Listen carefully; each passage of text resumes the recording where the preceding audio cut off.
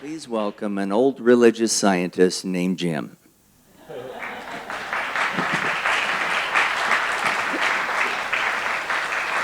Thank you so much, and good morning.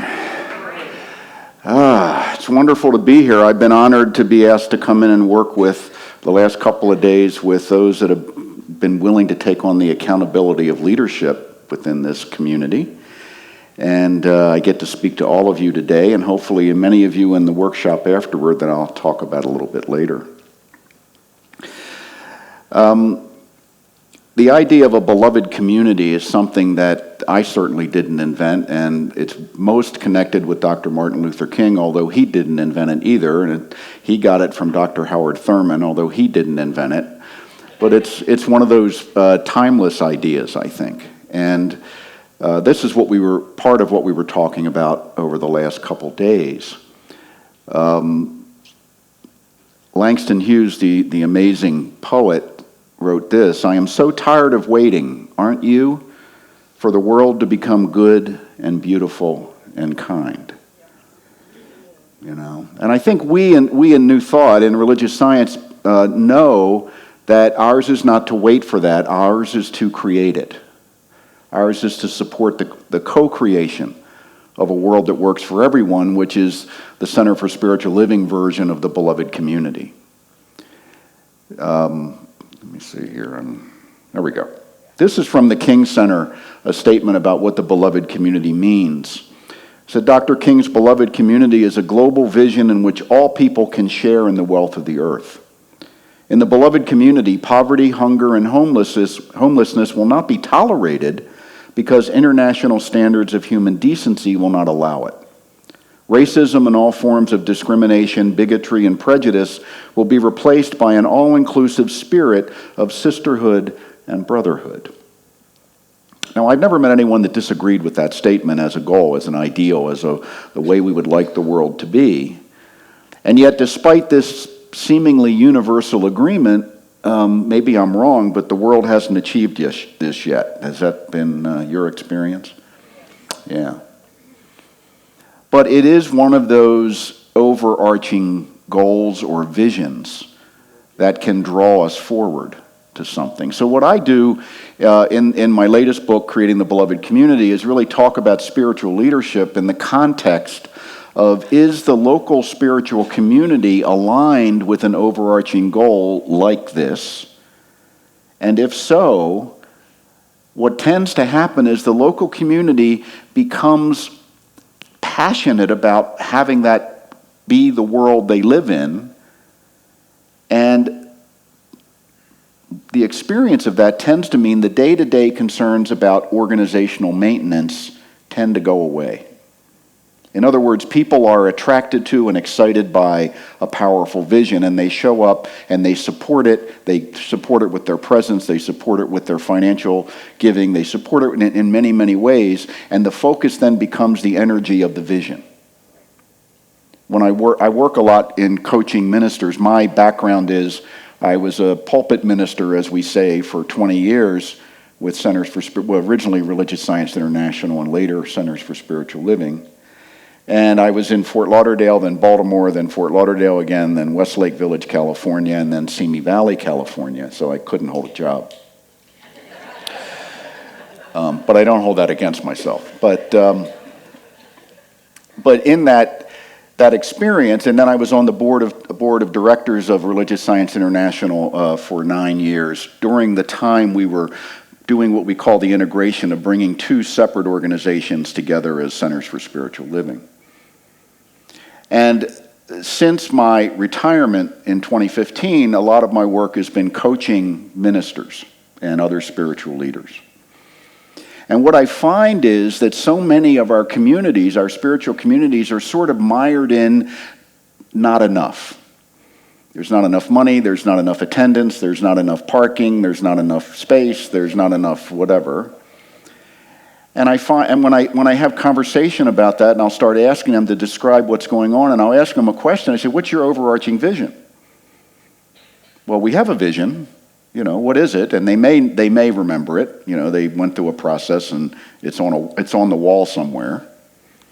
But it doesn't come readily to mind. I said, is your vision in support of a world that works for everyone or the beloved community? And often they say, well, it could be, kind of, I never thought of it that way. You see. I said, you don't have a vision if it's not part of you, if it's not part of your reactive mechanism of who you are as an individual and as a community.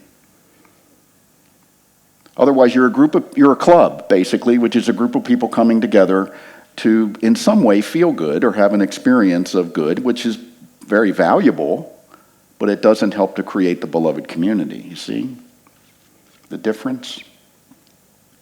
And we do have many, I wouldn't say many, we have some spiritual communities in New Thought that are thriving. And when I look at those, when I speak to the spiritual leadership of those communities, inevitably they are moving toward an overarching vision like the beloved community, like creating a world that works for everyone. And people are excited about that, and there are components within that community that are taking that out into action through outreach, working with local nonprofits or something like that, or charitable causes, or through activism, engaging in the political arena for causes that are consistent with our spiritual principles. Or through inreach, and through inreach, which is providing support for the people in the community that need it. You see? In other words, they're learning valuable spiritual principles, and they are also, within that same space, able to put them into practice in various ways. By the way, the research shows that for younger people, they insist on that, or they're not coming. They insist on being part of a community that walks its talk. You see. So another feature of some of our communities in struggle is there's a whole lot of gray hair. Some of it's dyed, but it's gray.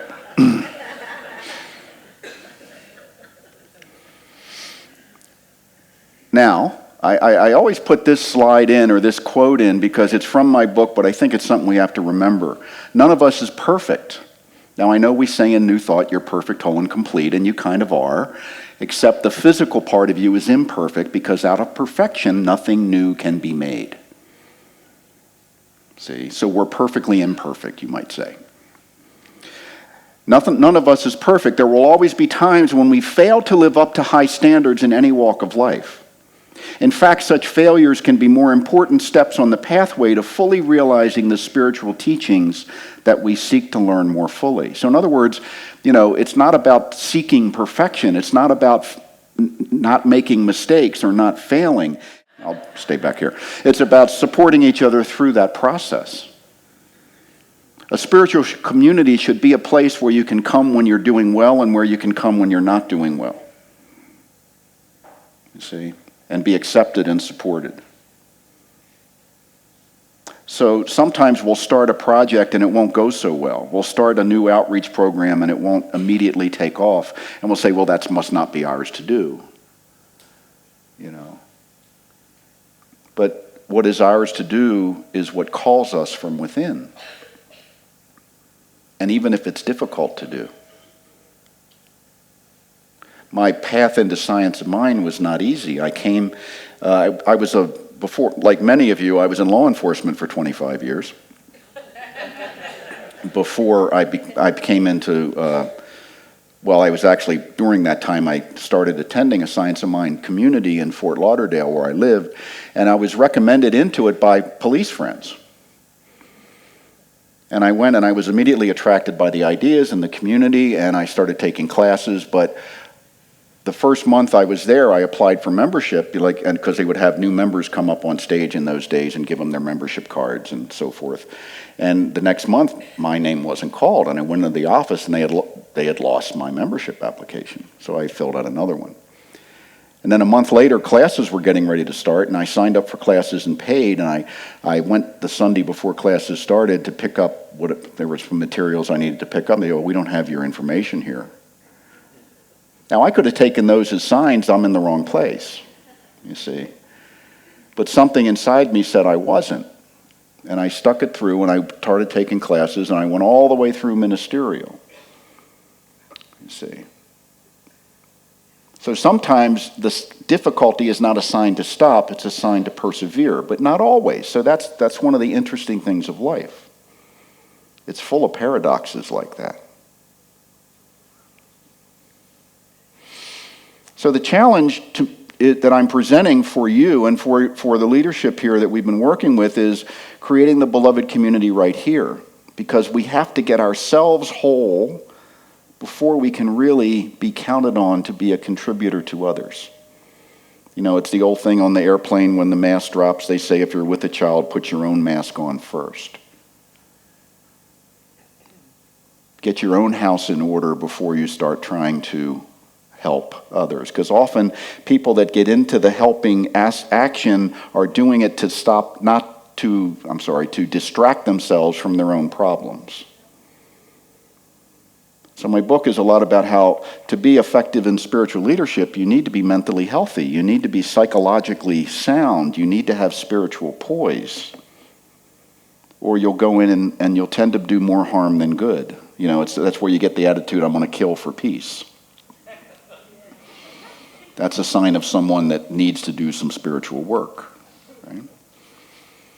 So what would I would ask you to think about as you go through today and tomorrow, maybe as you're driving around or when you have a quiet moment, what would it look like for this community to be the beloved community in expression? And what would it look like for you to be a contributor to that with your attitude, with your presence, with your kindness, with your compassion, and so forth? What would the best version of you in that process look like and feel like for you?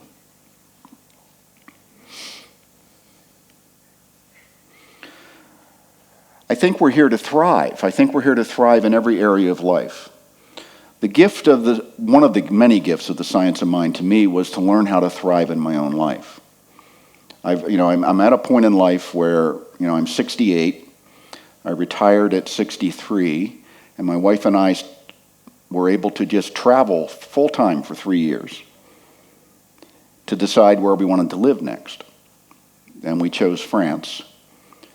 And after visiting 25 countries and 18 states here, and we decided to live in France, and we have a place there now, and it's wonderful, and we can come back and forth pretty much as we please, because we set the consciousness, the intentions into consciousness well before that, to when we got to this stage of life, we would be in abundance.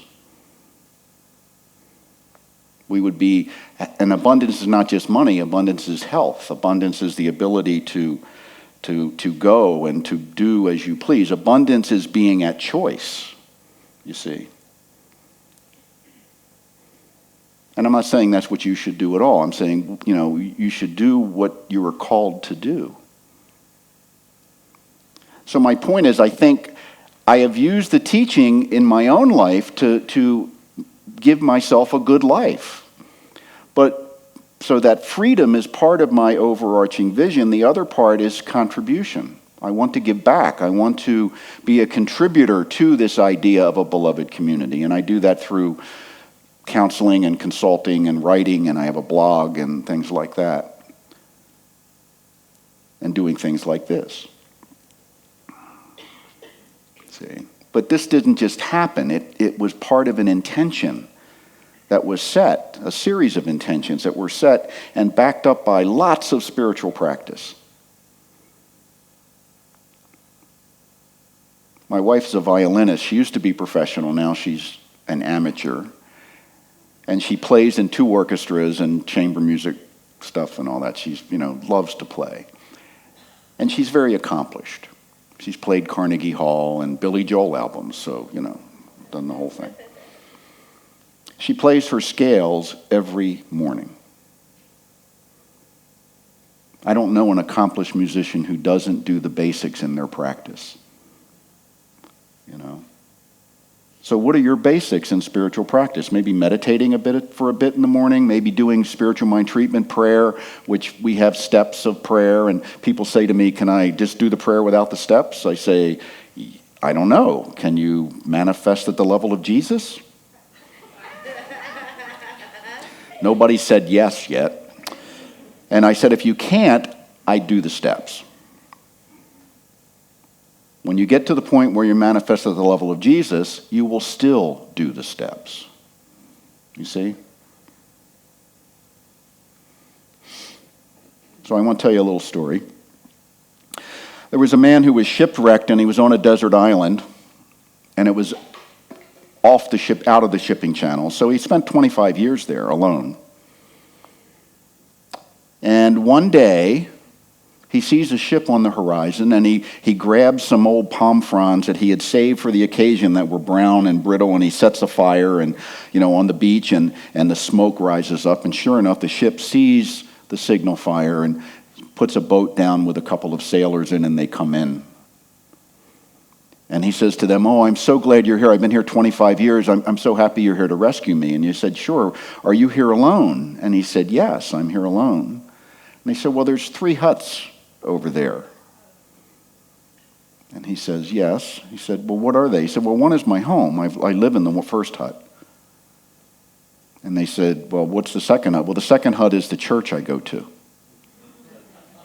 He said, "Well, what's the third hut?" He said, "Well, the third hut is the church I used to go to."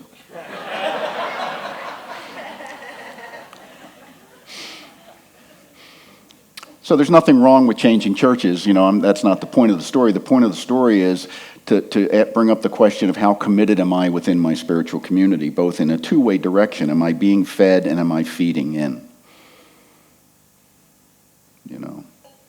We're in a time where cultural evolution has moved us to a place where that kind of commitment to institutions and community seems to be on the wane.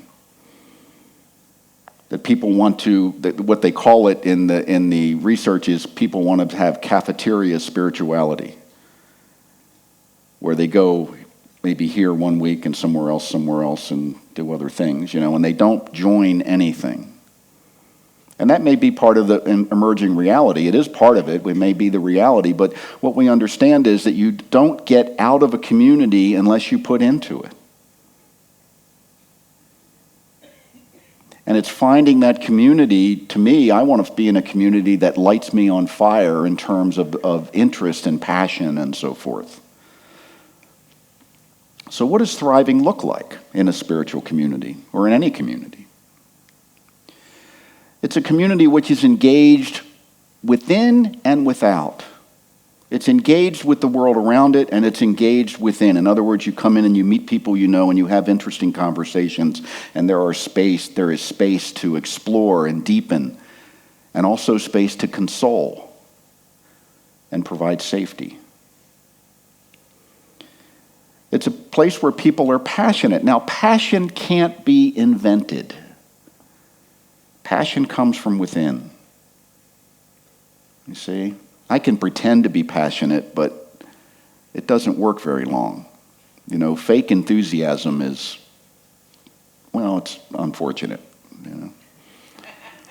But when something does light you up, for me, what lit me up was the ideas of the science of mind. That's what first lit me up. The idea that I am not under the dominion of a separate deity who's in the sky somewhere. I am my own agent, and the deity is within me as me. Took a while for me to figure that out and accept that. But it's the most empowering idea I've ever heard. And I've been passionate about being in community with people in the science of mind, in New Thought, in Unity, that are just, I've never been to a place where those people are, where you people are, that I haven't felt welcome and supported and where I haven't enjoyed being. So passion is something that arises naturally. And think about what you are really drawn to in your life, what you're really passionate about. And maybe there hasn't been anything for a while. But quite often that's because we haven't done the deep exploration and let that natural passion express. A community where mission is primary, a community where organizational maintenance is secondary. The mission of this community is, something to do with teaching the science of mind, but also hopefully something to do with taking it out into the world, into your lives, into the greater Salt Lake community, into Utah, into the United States, into the world, in some form or fashion. A community where people are affirmed and accepted. In other words, people can come in here and they're going to have a sense that they're welcome, that there isn't some kind of an evaluation of their fitness to be present.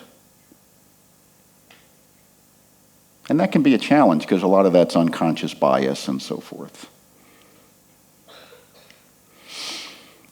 So thriving looks like a community where people are expressing the compassionate heart.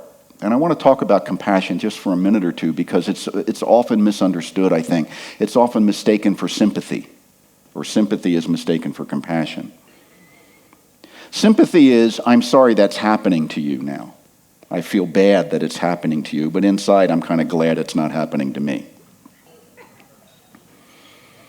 Compassion is, you and I are one. And if you're suffering, I'm suffering. You see? Now, I can't have compassion for you unless I have compassion for myself, because compassion comes out of a realization of oneness. Some years ago, 2 of our ministers were attending the Parliament of World Religion in South Africa. And being thrifty ministers, they weren't staying in the convention hotel. They were staying in a cheap hotel a bit away, and they had to walk through a fairly dicey neighborhood to get to the convention center. And in that neighborhood, at the time, South Africa has changed and so forth, but at the time, there were lots of orphan children that were homeless, and they would get into remember the old-time stores where they have a display window that went in and the door would be in a little bit? So the children would go in there, and she said there would be a pile of children maybe covered with a blanket or something. Maybe 10 or 15 children sleeping in each of these places. And she said, the second day through, one of the minister, Reverend Dr. Carol Carnes, took all the money she had and put it under the blanket. And the person walking with her said, "What are you doing? Why are you taking care of those? Why are you giving that money to those kids?" She goes, "Those are my kids. Don't you get that?" That's compassion. Compassion isn't charity for those people. Compassion is, how can I not help my brother and sister? So compassion for most of us has to be developed. It's not something we just show up with. And our culture, in case you haven't noticed, doesn't generally condone true compassion. So it's something we have to work at. And in community, it can be done and done beautifully. We know compassion because it is a divine quality that exists in us. We yearn to experience it more fully because we have tasted it. The sweetness of it is within our own hearts. Our conscience speaks of it daily. Yet we're often conditioned to be hardened. We have to be hardened to the issues of the world. We have to separate ourselves out. You see? So that's why it's so important to be spiritually whole and spiritually realized within, so you can take on the tough work of compassion. Compassion is speaking the truth. And sometimes that's tough love. Sometimes it's telling someone they have to stay in jail. Or it's telling someone they have to go to rehab and they don't have a choice. It's not always being nice. It's being loving. Being love. That's why Ellen Grace O'Brien, who's one of our lights in the New Thought movement in California.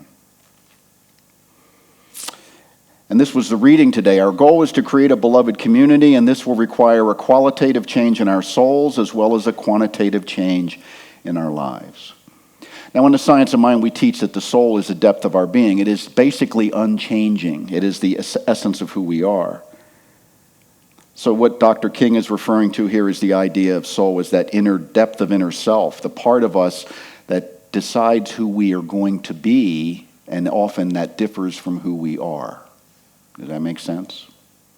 Sometimes we have to put on various masks to be perceived certain ways in society.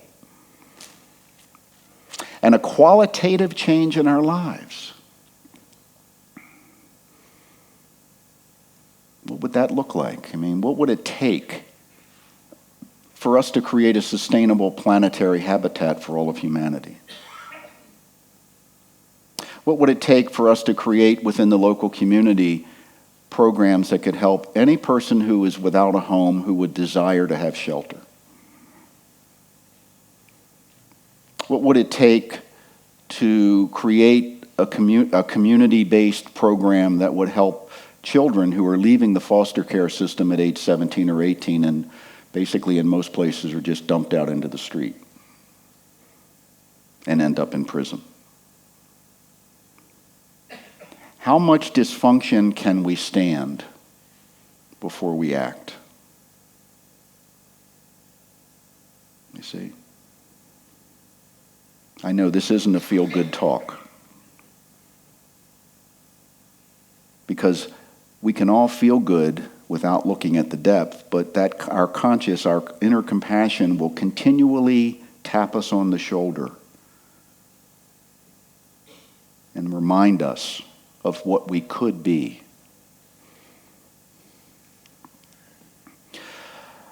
So this is the shameless commercial piece of the talk. There are two books here, and one is this book that I know many of you have been working with here. It's on a handbook for spiritual leadership. And the other, Sacred Thinking, is a book I wrote earlier, and it's really, for me, a restatement of New Thought teachings, and it contains a number, dozens of practices that you can do individually or collectively to enhance whatever it is you're working on in your life. Maybe, working on greater prosperity in your life, or working on health issues, or working on developing more compassionate, loving relationships, or just feeling more alive. Any of those things. So that's what those two are. And I think they give you a free coffee mug with it that's, I understand, is worth several $100s. And the workshop today is, Are You a Spiritual Edge Walker? And that is a model that was developed by a woman named Judy Neal that identifies 5 basic orientations to change. And we all have a natural orientation to change. And when we find out what it is and what other people's are, we begin to understand why some people resist change, some people tend to be overly enthusiastic about change, and so forth. So you will find out whether you're an edge walker or a hearth tender, or and so forth, or a flame keeper, or there's a few others. And it's a fun workshop, and we do have some really interesting, we'll probably have time for one really cool exercise that I think will blow your mind. But it will show you some real insight into your intuitive knowing. So the beloved community is that idea that what would the world look like if it worked? What would the world look like if everything everyone was living to their true potential? And the essence of the idea is, we bring it down to the local community and the individual, is I recognize it's got to begin with me getting my own stuff in order. And then being part of a community where other people can help me do that and I can help them do that. And then work toward that bigger vision by whatever my sphere of influence is. We're not all called to do the same thing. We don't all have to be Greta Thunberg or something like that. Right? There's only one of her. That's enough, apparently, to raise awareness, right? Raising awareness is one thing, enacting policies that work is another, you see? So there's a thing that we humans share that we aren't usually aware of. I call it the hive mind. It's like hives of ants and hives of bees have a single intelligence, and they really seem, when you step back and look at the whole hive, it all works together beautifully. And I think we have that capacity within us, but then we develop this frontal cortex that lets us go off in our own directions. And sometimes we create a lot of confusion doing that. We create a lot of disharmony and a lot of dysfunction. But we can use that same part of our brain to direct ourselves into a harmonious flow, to bring forth that energy, and to be the beloved community even when it may not appear it's showing up in front of you. I can't wait for other people to do the right thing for me to do the right thing. I can't wait for other people to be happy for me to be happy. Doesn't work that way. So here you are, a community of beautiful souls that have been somehow drawn together into one place, and here you are listening to what I have to say. What are the odds? What are you going to do with it? Thank you, and namaste. Thank you.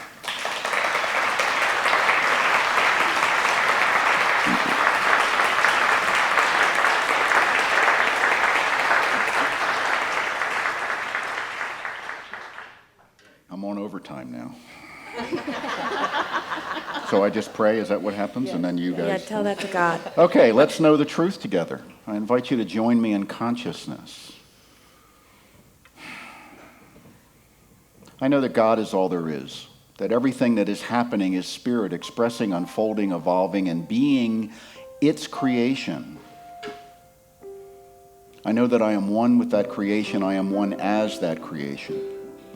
And therefore I have access to the wisdom, the intelligence, the possibilities within that creation. And as I do my spiritual work, I know that I am moving more and more into this realization of oneness, of connection, of pure potential. I know that this spiritual community, the Center for Spiritual Living, Salt Lake City, is a divine idea in the mind of God, and we are its vehicle for expression. So I now claim and own and accept that I am bringing the best of myself to this community. I am supporting this community in every way I can because I see its value, not just to me, but to all of Salt Lake City. To be projecting into this community a consciousness of love, of compassion, of joy, and of possibility is a gift worth giving. So I release any need to hold grievances or grudges. I release any need to feel less than or to accept anything less than I deserve. And I move into a place of deep and abiding gratitude, forgiveness, and compassion. I'm grateful to have this amazing philosophy, the science of mind, in my life. I'm grateful to have the opportunity to be part of this vibrant spiritual community. And I'm grateful to be alive. So as I know this truth, I release this word into the creative field that we call mind, knowing it is done unto us as we believe, and together we say, and so it is. Amen.